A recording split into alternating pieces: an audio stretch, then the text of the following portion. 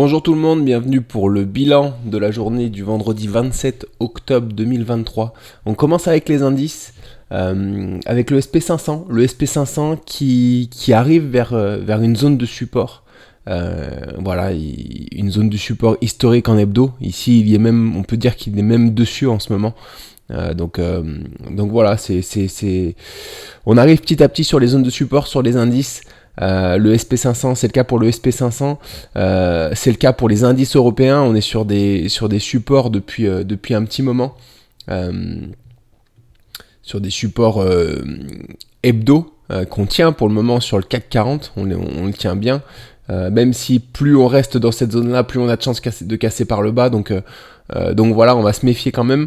Le DAX, on tient aussi la zone de support. On la tient bien ici, qui est une zone de support très importante, qui a été une grosse zone de résistance et maintenant qui devient une grosse zone de support. Donc voilà, encore une fois, pas trop traîner dans ces zones-là si on veut rebondir tout de suite. Le seul indice, enfin les deux indices qui m'inquiètent, c'est un peu le Nasdaq. Alors on en reparle toujours du Nasdaq.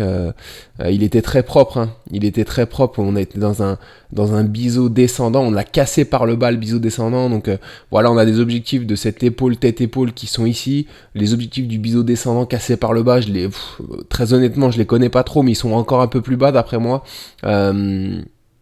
Voilà, si le Nasdaq corrige, le SP500 risque de corriger encore aussi, donc et voilà, ça me paraît être un scénario un peu trop catastrophe par rapport à ce à quoi je m'attends. C'est pas ce que je privilégie en tout cas. Donc voilà, le Dow Jones c'est encore pire. Le Dow Jones, voilà, on a alors on avait cette épaule tête épaule qu'on a cassé en biais ici, épaule tête épaule qu'on a cassé par le bas. On vient d'atteindre les objectifs de cette figure. Du coup hier, mais là par contre on avait aussi une épaule, une immense tête, épaule, tête, épaule qu'on a cassé franchement par le bas hier. Les objectifs de cette figure sont monstrueusement bas, j'ai envie de dire. Donc voilà, c'est pas ce que je privilégie pour le moment en tout cas. Ça me paraît un peu trop exagéré au niveau de la baisse. Donc voilà, ça nous ferait revenir vers les 29 920 qui correspondent, qui seront ces niveaux-là, donc qui seraient ces niveaux-là. Donc voilà, en tout cas pour tout de suite, c'est pas ce que je privilégie. Donc voilà, ni pour le Dow Jones. Et puis alors avec Nico, on en discute, mais Nico a l'habitude d'analyser le Nasdaq Composite, qui est le Nasdaq 3000. Et c'est pas le Nasdaq 100, c'est le Nasdaq 3000. Donc c'est un indice avec beaucoup plus de valeur technologique. Et du coup, alors je sais pas exactement lequel c'est qu'il faut analyser, si c'est le Nasdaq 100 ou le Nasdaq 3000. Si jamais vous savez de votre côté, n'hésitez pas à nous éclairer sur ce point. Mais c'est vrai que le Nasdaq 3000, alors du coup dans le doute on analyse un peu les deux. C'est vrai que le Nasdaq 3000 est complètement différent. Le Nasdaq 3000, on avait fait une rotation partielle ici dans ce biseau descendant pour casser par le bas, et on arrive, alors sans atteindre les objectifs du biseau descendant, mais on arrive sur des zones de support, sur une belle zone de support ici d'ailleurs, qui a été longtemps support, qui est repassé résistance, non pas ici, non c'est une bêtise, qui repasse du coup support ici, d'autant plus. Alors, elle est pas jolie, On a une épaule, tête, épaule inversée avec une deuxième épaule qui est beaucoup plus volumineuse que la première. Donc, on peut pas considérer ça comme une épaule, tête, épaule inversée. Voilà. Faut pas exagérer non plus, mais voilà. On a quand même une zone de résistance ici, de support, pardon, qui peut être intéressante pour le Nasdaq Composite. Donc voilà.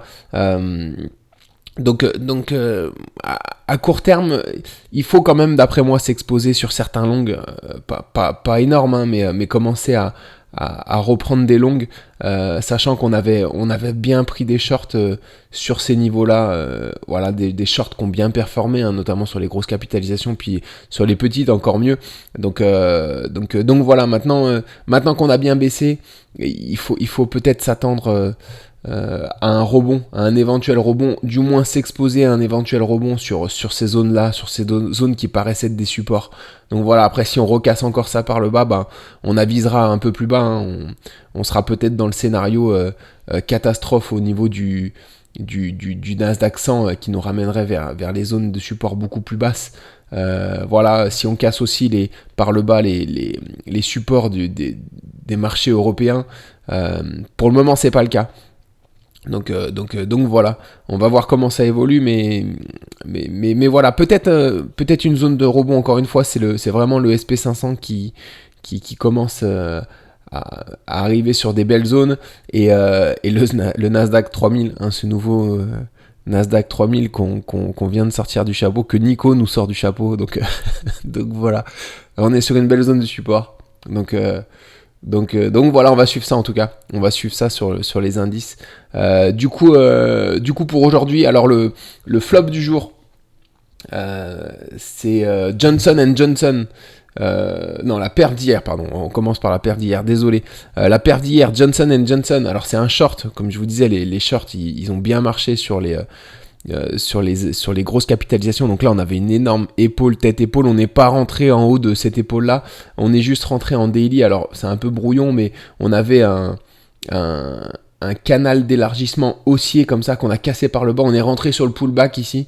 Voilà, on avait un objectif qui était la ligne de coude, l'épaule, tête-épaule. On l'a atteint largement, et on a cassé par le bas. Donc on est déjà sur notre R2, on a pu sécuriser la position. Par contre, en hebdo, on voit qu'on a bien cassé par le bas cette ligne de coup, et les objectifs de cette figure sont également monstrueux. Est-ce que Johnson & Johnson va corriger comme ça? Ça me paraît un peu... bon, c'est possible, hein, c'est une possibilité. Hein, c'est une possibilité, sachant que la figure est très propre. Hein. Mais voilà, ça annonce quand même ça annonce quand même une belle chute. Mais c'est possible sur Johnson & Johnson en tout cas. Donc on va surveiller ça. En tout cas, on est dans le train pour ce short. Donc voilà, les objectifs sont au 123,20. Ce qui nous amènerait autour des R7, donc qui sont des objectifs intéressants. Donc à voir comment cette valeur évolue. Voilà. Du coup, le flop d'hier, Amazon qui nous a fait, alors on en avait parlé il y a peu de temps, parce que pour moi on avait cassé cette ligne de coup par le bas, cette épaule par le bas, et on était parti pour rejoindre des objectifs plus bas. Hier malheureusement on nous a fait un gap haussier. Amazon qui nous sort sur notre break-even, sur notre point d'entrée. Donc voilà, j'espère qu'elle va pas nous refaire comme Google. Google qui nous avait sorti sur un gap haussier sur notre point d'entrée avant une news, et qui était reparti le lendemain sur le R5. Donc voilà, il a fait un gap baissier, un gap haussier suivi d'un gap baissier. Donc voilà, après encore une fois, si Amazon fait ça, c'est elle qui décide, hein, on n'y peut rien, nous on est obligé un peu de protéger nos positions. Donc voilà, mais un peu déçu du coup sur ce trade, parce que pour moi c'était plus que possible qu'on arrive sur cette zone des 101,8 qui correspondait au bas de cette tête-épaule inversée. Donc voilà, malheureusement on n'y arrivera pas, du moins tout de suite. Donc à voir, on va quand même suivre Amazon. Donc voilà. Concernant l'opportunité pour la semaine prochaine, alors on va se remettre sur les longues, comme je disais, notamment sur le marché européen qui tient sa ligne de support. On va se mettre sur Crédit Agricole qui est intéressante, parce que là en daily on voit qu'on est à la fois sur un triangle symétrique, et on est sur une zone de support, ou alors sur un triangle descendant sur lequel on est sur une zone de support. En tout cas, il y a un retournement à 1 heure ici.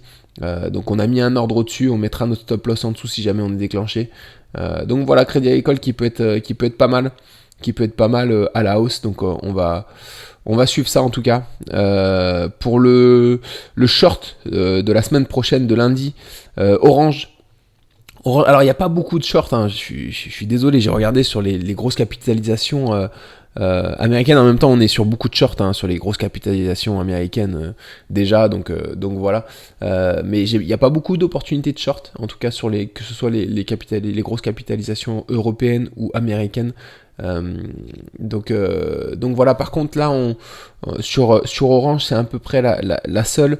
On est sur des plus hauts, et on arrive en daily sur une zone de résistance importante, et ici on a un retournement. Donc on va essayer de prendre le trade à la baisse pour aller rejoindre déjà ces niveaux pour une éventuelle épaule tête-épaule, un retour. J'adore les épaules tête-épaule, hein, Nicolas pourra vous le dire. Donc voilà, on peut atteindre dans un premier temps déjà ces niveaux-là, et puis ensuite aller un peu plus bas, on verra en tout cas. Donc déjà l'important ce sera de sécuriser, essayer de le sécuriser. Donc voilà, on avait aussi pris un trade sur l'or, à peu près dans le même registre, mais qui est parti vers le haut du coup, donc on n'a pas pu, c'est un trade perdant malheureusement. Donc voilà, mais en tout cas Orange, ça peut être une opportunité du coup de short. Donc voilà, les shorts, on va en prendre raisonnablement. Hein. Déjà, il n'y a pas beaucoup d'opportunités, mais on est peut-être sur des zones de support. Donc voilà, on va calmer un peu les shorts. Encore une fois, les shorts, ils étaient intéressants à prendre là-haut, hein, quand on avait vu qu'on était sur des zones de résistance sur tous les indices. Donc là, on en a bien profité. Maintenant, on arrive sur une zone un peu floue. Bon voilà, sur une zone sur laquelle on devrait commencer à rebondir. Si bien sûr il n'y a pas une catastrophe qui arrive. Donc voilà, en tout cas, on va commencer à prendre quelques paris sur les rebonds, notamment sur les marchés européens. Je trouve que c'est quand même un peu plus sûr. Sur le SP500, on arrive sur des belles zones aussi quand même. Donc voilà, il y a juste encore une fois ce Dow Jones qui me fait un peu, qui me laisse un peu dans le flou, et ce Nasdaq 100 aussi qui est sur qui est actuellement au milieu de nulle part. Là, on n'est même pas sur une zone de support. Si, on a une zone de support ici en weekly, mais voilà, pas de quoi rebondir significativement pour moi pour le moment sur le Nasdaq 100. Mais voilà, si les autres indices comme le SP500 rebondissent, voilà, je vois mal le SP500 de son côté aller tout seul rechercher ses objectifs baissiers. Donc voilà, on va suivre ça en tout cas la semaine prochaine, ça va être intéressant, et puis on va essayer d'y voir clair et de choisir une direction précise, un peu plus précise dès la semaine prochaine. Voilà, on espère voir un rebond à la fois sur les indices européens et sur le SP500, ce serait cool, ce serait peut-être le moment. Donc voilà, je vous souhaite un bon week-end, et puis on se retrouve du coup très vite la semaine prochaine, mardi matin, pour le débrief de la journée de lundi. Bonne journée, bon week-end à tous, à très vite.